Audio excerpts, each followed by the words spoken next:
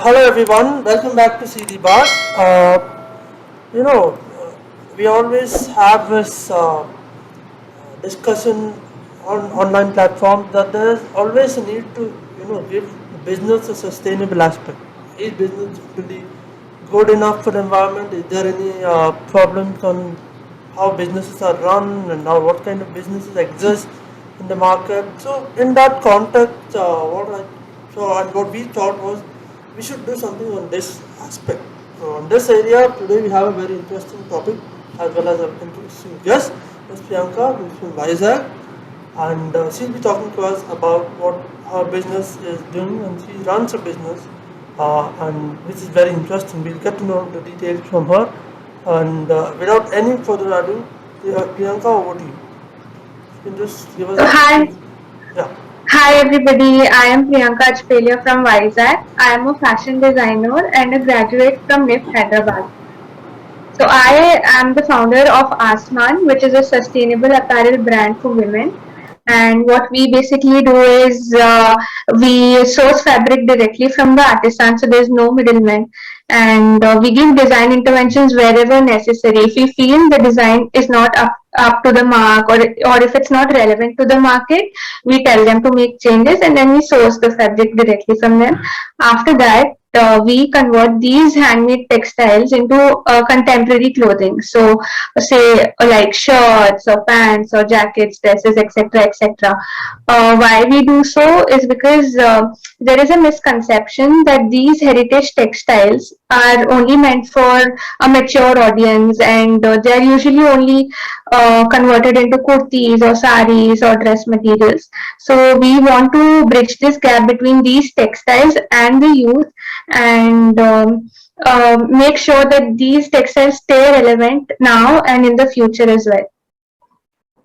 Oh, okay. That's an amazing work, I guess, Priyanka. You've come up with a very interesting topic now on this podcast, because there was never a point we ever thought we'll talk about fashion as such.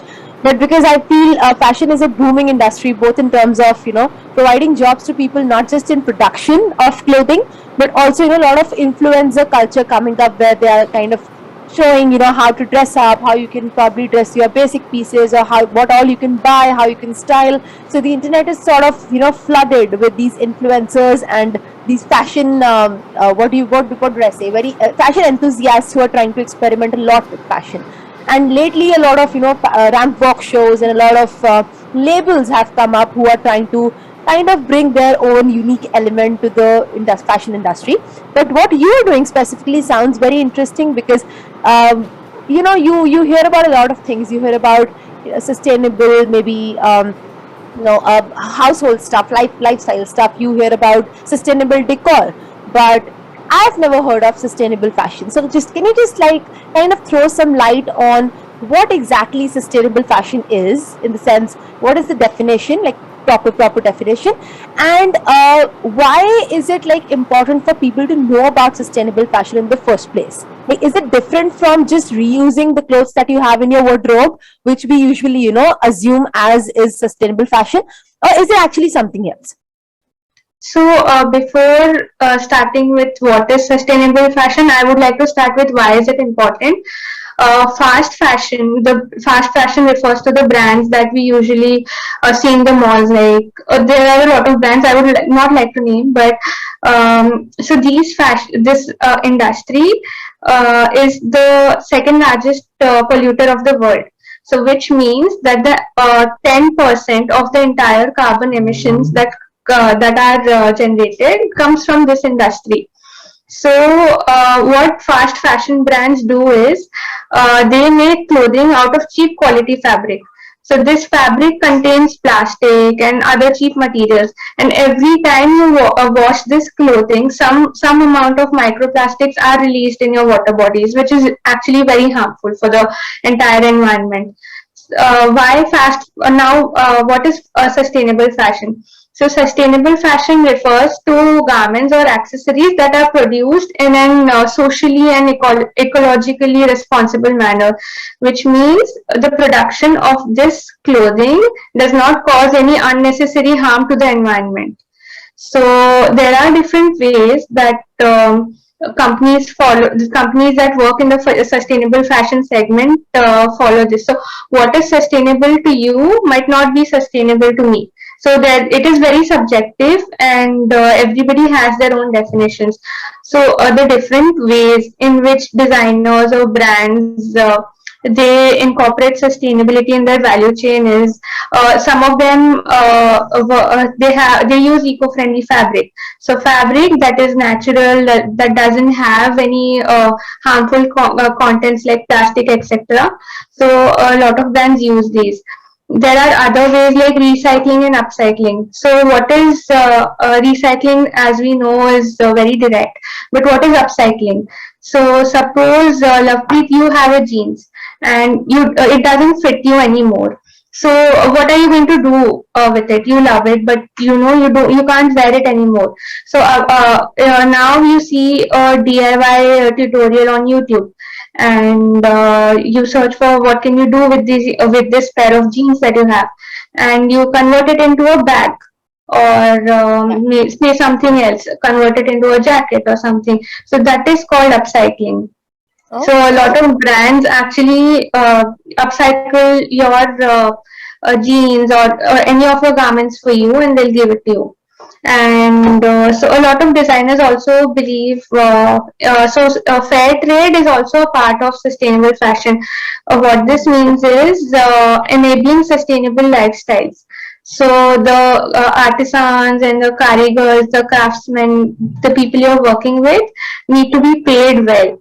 Fast fashion brands exploit workers from especially India, Bangladesh, and China. Right.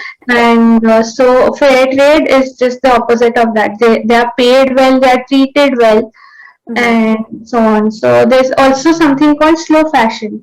So all sustainable fashion might not be slow fashion, but all slow fashion is sustainable fashion. So fast fashion usually so earlier fashion used to have 4 production cycles. So basically seasons like autumn, winter, spring, summer, etc.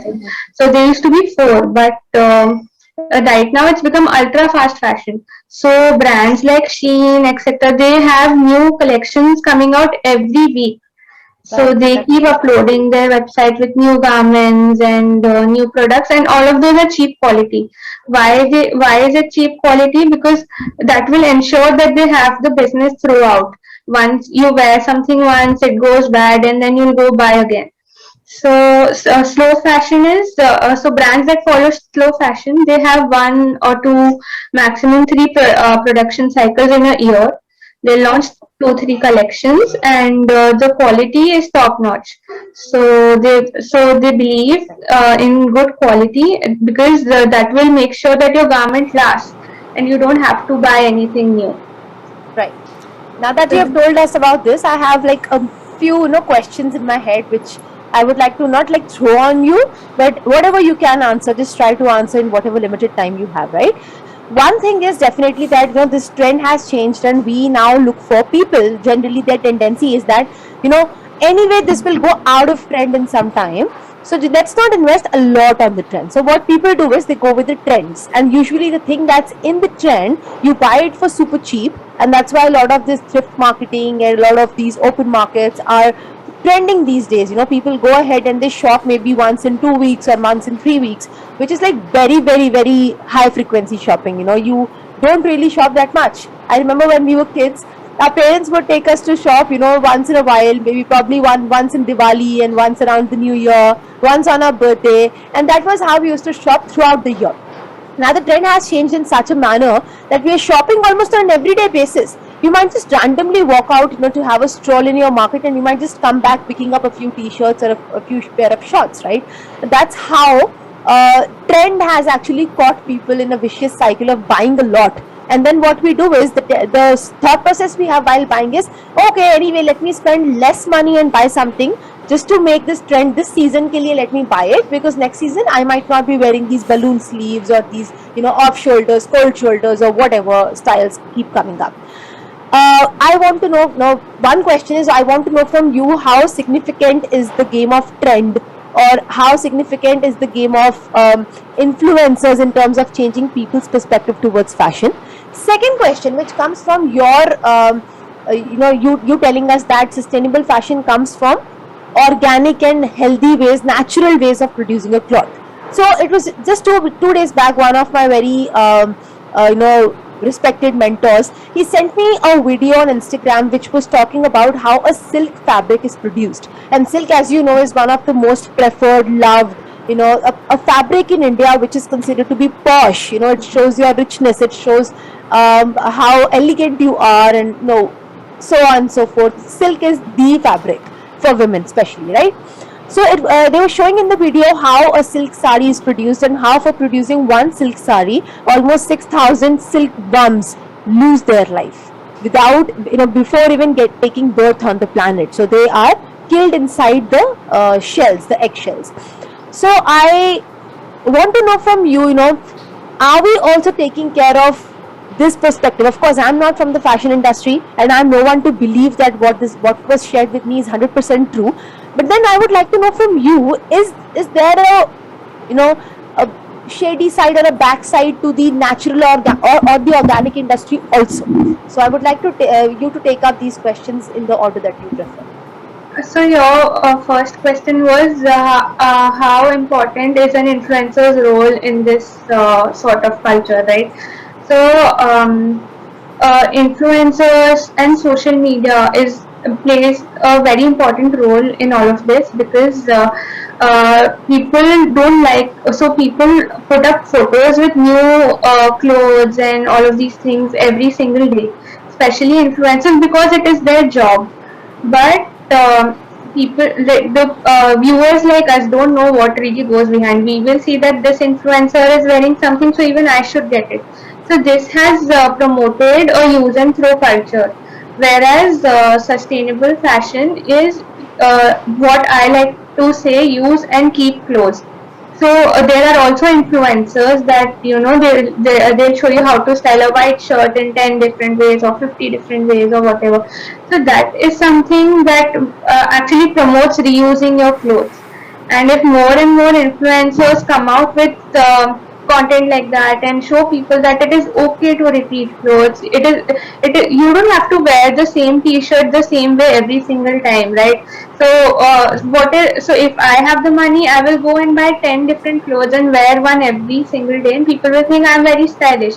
But what is there is no personal style there, because it's a new garment every single day. But if you wear a same shirt in 10 different ways, that will actually show your real style and your personal style. What does, so if you suppose you're wearing a yellow t-shirt right now, if you wear it in another way next time, people will definitely be awed by your style. Oh, this girl can style this particular garment in so many different ways, and this is real fashion.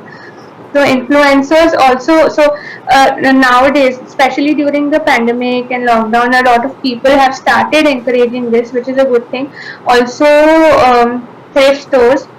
So Instagram during the lockdown was filled with thrift stores, and people started opening up to buying pre-loved clothing and upcycling clothing. So there were a lot of pages that were upcycling the old denims or old clothing, t-shirts, etc. They were just giving it a glamorous look. So that is also that is a positive side of social media. And so this can go either ways. There are influencers that will promote because it's their job. They don't have any, everybody has to do their job, and they can't just not they can't just stop promoting it. But yeah, so there are influencers also that specifically promote sustainable fashion. So it would if you go to their profile, you will find out how they promote only homegrown brands more, and brands that have ethical production cycles and or ethical production process. So social media can go either way, the influencers and everything like that. Your second question was about silk. So when we talk specifically about silk, the process that you've seen is right, and it is a huge, very tedious task, and it is not even. So some people might agree that it's sustainable, while others might not. So there are alternatives. There are better alternatives to everything. So there's this fabric called ahimsa silk that they make without killing the silkworms and all of that. So since that takes longer, the pricing is also like that, and a lot of times people cannot really afford it. So once people will start, people mainly because people are not even aware about it, right? Ki what is ahimsa silk, and why is it so expensive? What is the process of it? So once there is awareness, once people start buying it, the prices will. Once the demand goes up, the pricing will definitely come down.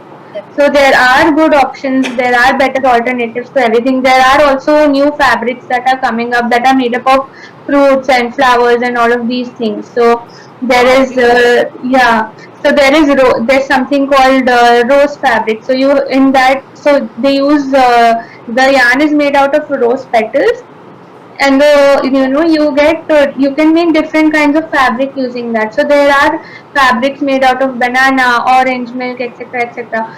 So you can definitely replicate the texture of silk from these fabrics. These are called so you can check out something like rose satin. It looks just like silk. It has a similar shine as well. There are a lot of options available. It's just that people are not aware about it, and they are not mainstream. So people who will research in depth, or who are interested to know more about the alternatives, they will definitely get to know about these things. But otherwise, these things will take time to penetrate into the market. Okay, just a And curiosity question. Does a rose fabric actually smell like rose? They treat it a lot. So there are a lot of processes that are involved. So it might not really smell like a rose, but it feels really good on the skin. So all these fabrics are good for your skin also. Natural fabrics are better for your skin. So I recently read a report where it said that there are microplastics found in human blood, and apparel contributes to it as well. So, like your gym clothes and all your clothes that are made out of nylon or polyester, these also contribute in this. So, natural fabrics, be it silk or be it cotton, organic cotton, or any other natural fabric, these are all good for your skin. That's amazing. I guess that's a lot of good information that I was also missing out on, and I'm sure a lot of people might not be knowing of these fabrics made up of bananas and rose. Wow! And I really think we should be researching more about that. So Priyanka, if you have any resources or any places where we can read more about it, do let us know. We would love to link it below. Even if you are just kind of showcasing this knowledge on your website, we would love to probably put it in our links down below, right? That was interesting. Pavan, do you have any question? Because after that, I want to Just know one Priyanka's thing, just brand one, story. just one thing is like proving that technology is sort of changing every alternative that we, I mean, bringing about more alternatives that we brand what we have. This example is even can be taken further to a very different field in terms of meat, where you are actually producing meat without actually producing meat is actually not real meat. It's actually been laboratory prepared and all. It gives the same thing. That's where I think what we just put out in terms of how silk can also be produced without actually harming the silkworms is something very remarkable. Technologically, I feel challenging that existing setup of how things have been produced in not just fashion but in terms of clothing, apparel material, etc. That's something you know, it's not just futuristic, it's here now and we can do it. It's something worthy to take note of. So I'll go back to the first part that where you talked about this artisans being given a fair, I would say, equal respect. So I have one doubt about how your organization. before that, I would like to ask you on your organization. What is your story about it? How did Aasmaan start? And this next part or the next thing is a follow up would be how does Aasmaan collaborate with the artisans? So how does that network come up? So and are they, since you are from Vizag and there are a lot of tribal areas just located right around Vizag in that district, I want to know how that network is being built up. So that's my two questions. Okay, so I will start with how I got this idea and how like I started my brand. So since I am from NIFT Hyderabad, in NIFT we have this thing called craft clusters where they send us to the nearby craft clusters. Craft clusters are basically small towns or villages where they make some handmade textiles or the crafts. So they send us there for 7 to 10 days, and we have to stay there, observe their lifestyle, how they are making the craft, and every single thing. So we need to observe every single thing in detail and make notes, and later we have like presentations and all of that. So during this trip, I came across an artisan who was weaving a very unique fabric, and nobody in the entire town knew how to do it. So that's when I thought, If I what may will happen? interrupt you, where was this place area?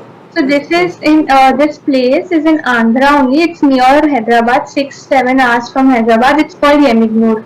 So I met this artisan who was weaving this very unique fabric, and like he was the only one who knew how to do it. So that's when I started thinking, what will happen to the craft after him? And then I, thought more about it, and then I suddenly thought, how there might be a lot of other crafts in other places that might be reaching extinction, but we don't know about. So earlier I wanted to be like a occasion wear and very glam designer, bridals and all of that. But after this, I thought, I am interested in something like this, and I should give this a shot. Maybe it might help at least one person, right? So I started thinking about it, but I was not sure what do I want to do since I was still in college. So when I was about to graduate, when I was in my fourth year, the pandemic hit and we were at home. So I started researching more. I started attending online sessions to understand how do people run craft businesses. And then so I just got a business idea. I applied for incubation at IIM Bangalore, and there was a huge process, and I finally got selected. So we are I am one among the top 200 women in the country to be selected for the program. So this program went on for around a few 6 to 7 months or something, and through this we were also incubated by IIM Vizag, and they really helped us shape our business idea earlier. So what I wanted to do earlier is much more different than what I'm doing right now. So this really helped, and this also gave me the business knowledge because I did not have it earlier. I did not come from an education background like that. So after this, so I kept researching. My R&D went on for very long. I got in touch with artisans from Gujarat, Kutch, and all of that through Instagram because there was a restriction on travel and we could not travel. So I got in touch with them on Instagram. I spoke to them. I was like, "Can you please send your fabric to me?" And so just to win their trust, I got some fabric from them, and then I also spoke to them about customizing. So I asked them, "What if I want this one in this color and all of that?" And they happily agreed to it. They were like, "Whenever you wanted, you just let us know and give us some time. We will do it for you." So I got in touch with artisans like that, and then slowly, when the restrictions started going away and things started normalizing a little, I met a few artisans around in Vishakhapatnam itself. Like there are craft exhibitions that keep happening.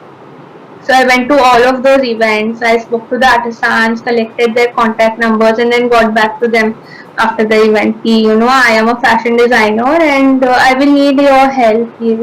And if there is any change, are you ready to do it? Like, are you ready to experiment with your design? Because the artisan also has to be ready to do it. Some people are not open to experimentation, because they are very elderly, and it takes time to build trust, and they can't just take the risk because of how they have been exploited by middlemen and all of that. Right. So it takes time, and so I spoke to them, I explained my concept to them. Whenever I made something out of their products, I made sure I send them the images so that they understand ki, okay, this girl is making something like this with our products. So this is how I've been getting in touch with artisans and talking to them, and like I hope to travel and go to their places and meet them soon. Awesome. That was such an inspirational story, and I guess doing this at such a young age and pulling it off with your studies, with your college, is indeed an inspiration, definitely. And apart from that, I guess lockdown has given way to a lot of small initiatives and businesses to come up. Just in the previous episode, we interviewed another person who started her own beauty brand in the lockdown itself, and she was not just earning herself in the lockdown, but also making so many other women stand on their feet and earn by themselves. Likewise, you're telling that you started off this initiative and this business, you got the business idea when you were in lockdown. And of course, appreciation for all these incubators who are doing the great job of giving opportunities and giving the wings to such people who have brilliant ideas coming up to their minds from their real life stories. And Seedhi Baat also came into existence when there was a lockdown, and we had we just needed some place to get inspiration and to know more people and what great work they're doing. So lockdown did solve us this did serve in a better way to many of us without us actually realizing that.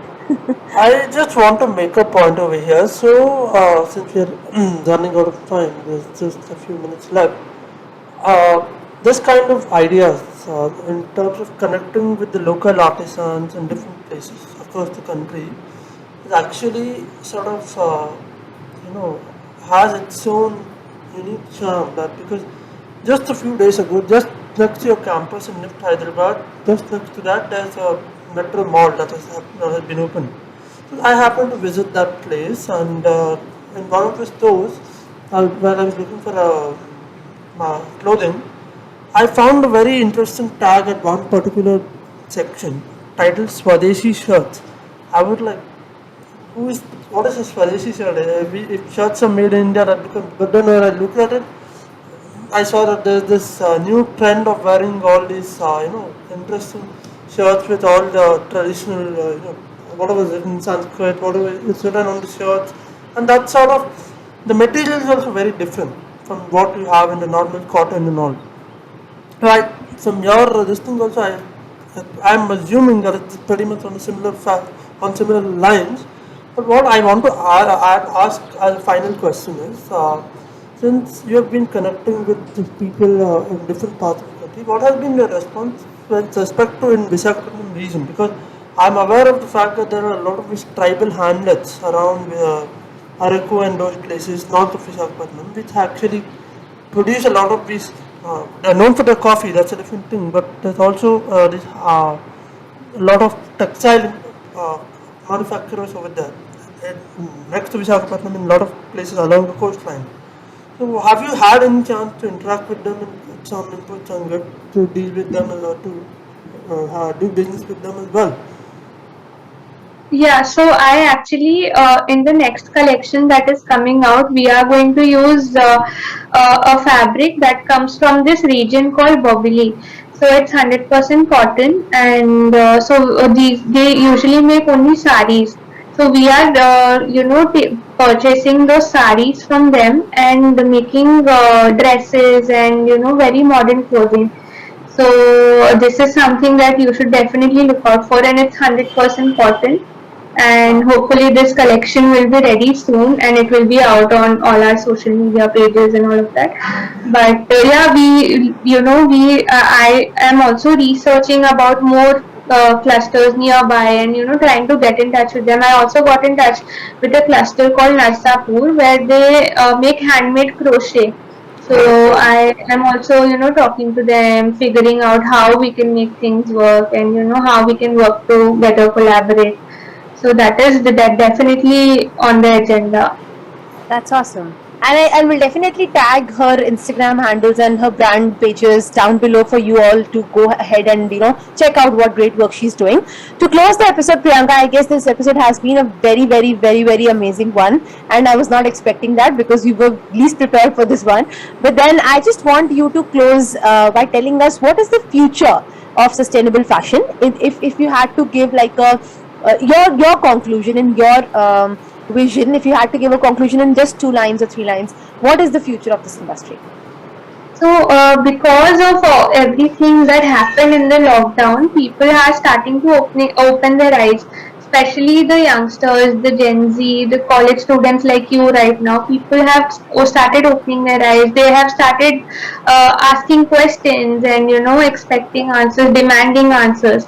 So a lot of because of this new trend, I hope it stays for long. But yeah, because of this new trend, the fast fashion brands are under pressure to show that okay, we can also be sustainable. We are also sustainable and all of these things.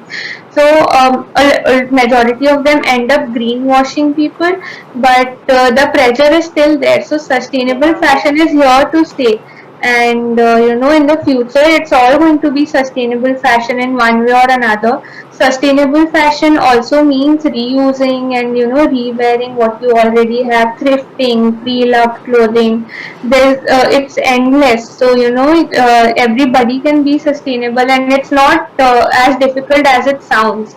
It sounds like a big word, but it's very simple, and people should definitely give it a shot. That was an amazing, I guess, amazing, at least from what you are telling us, we really hope that sustainable fashion stays, because a lot of brands who are not adopting sustainable fashion, then they're including CSR activities to at least show that the brand is sustainable, but that does not make your clothing sustainable, right? So I guess amidst the situation that we are, and with seeing all that we have seen during the pandemic, and even right now, whatever is happening around us, the heat, the climate change, and so much, just imagine, you wearing a particular kind of cloth, your decision about what you're buying today in the market can actually impact the overall climate of the country. It can actually impact how a earth can can change into a disaster, and how you can probably just simple as that. Just imagine and equate you buying clothes in a wise manner can actually, it's a way of contributing into saving the planet from a big disaster. And if you look at it in this perspective, I guess next time you go out shopping, you're going to at least think twice and then buy only if you need one, and number two, buy something which is not adding to the trash that's available on the planet already. I guess it was an amazing episode. Pawan, do you want to add anything in the last 1 minute? 2 minutes actually. So the main takeaway that I have is that this blend of having local artisans to connect on a global distance and try to put out their work on not only providing a level playing field but also giving up this new identity to them while retaining their originality is the best part about it. And this is of immense uh, not only pride I would say, but this kind of initiatives are needed in a big way. Only then we'll be able to have a after all, everything, even the kind of fashion that we wear also gives us a sense of identity, and whether it's a region or countrywide, but it gives a sense of identity, and that identity has to be maintained for it has to be being maintained all over the centuries, and it has to be retained in a very holistic way. And this kind of initiative is what it, I think is all about. Small new businesses are all about, and that is the best part about this. And this particular aspect reminded me of the sticker we see on Instagram, support small businesses. And this is exactly one such initiative that even Seedhi Baat has taken up. So all the best to you, Priyanka, on this journey. Thanks a lot for joining us. You're doing Thanks a some lot. great work, you're doing some great work. You're impacting a lot of lives on ground and also impacting lives by educating them that they can be change makers just by doing nothing but buying wisely. Thanks to you as well. You are doing great because you're spreading the word, and that is the most important part of it all. Thank you so Pleasure. much. Have a great, great, great day. And thanks for taking out time from your busy schedule. To all our listeners, if you enjoyed the episode, please share it with people who buy a lot and share it with me and on the first as the first step, because I need to stop shopping, and also share it with those who need to know about this amazing, amazing brand. And stay tuned for upcoming episodes on Seedhi Baat. See you all.